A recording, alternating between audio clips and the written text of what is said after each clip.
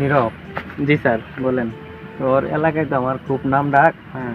এখন সামনে তো কুরবানি আয় বললো, আমরা তো প্রতি বছরই কুরবানি দিই জানোসই। হ্যাঁ, চল একটা গরু দেখে আসি। চলেন স্যার,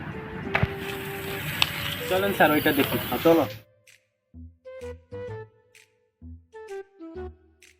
আসসালামু আলাইকুম স্যার। ওয়ালাইকুম সালাম। স্যার কি গরু বুঝতেছে? জি, আমি স্যার কি গরু পছন্দ হয়েছে? না, গরু পছন্দ হলো না। আর আমার কাছে এক ভালো একটা গরু আছে, জব্বর গরু আছে, আমার সাথে আয়। চলেন।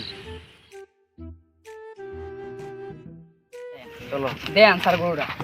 স্যার অপরে একের মাল, জব্বর একখান গরু বুঝিনি। ওর মতো গরু গ্রামে একটাও নাই। যেমন শিক্ষিত তেমন ভদ্র, অপরে চরিত্রবান গরু বুঝিনি। এমন বার্জিন আছে। আর আঙ্গর বাপদাদার আমলে হাল্লা যদি মাপেন ওকে হারে হাত মনে হইব। দেখছেন ওটা দেখছেন নি? ওটা দেখছেন ওকে 8 কেজি হবে। আর দেখছেন নি পাতাটা দেন পরিমণি মতো লাল করে। মুসলিন কি ভাই ডাকলেন কেন? হ্যাঁ ভাই কি বলবা? টাকা পাইছি, ঠিক আছে?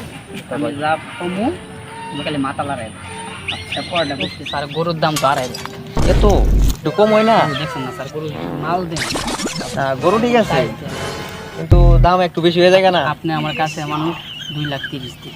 আর কোনো কথা কয় না স্যার, এই গরু আর পাবেন না 2 লাখের আমার মধ্যে পাবেন। আচ্ছা যান, 2 লাখ নিন, 2,30,000 নিন। হ্যাঁ দেবো। এই নেন আপনার 2,30,000 টাকা। বুঝতে তো? জি স্যার, ওকে স্যার। আর গরুটা ঠিক সময় পাঠাই দিন। হ্যাঁ জি স্যার, যে দাম কইছো ওই দামে তো নিতে চান। ওরা 1 লাখ টাকা বলে। কি 1 লাখ? 1 লাখ আর বেশি করে না? 1 লাখ দাম কই তাই না? তুমি 1,20,000 দিতে পারবে।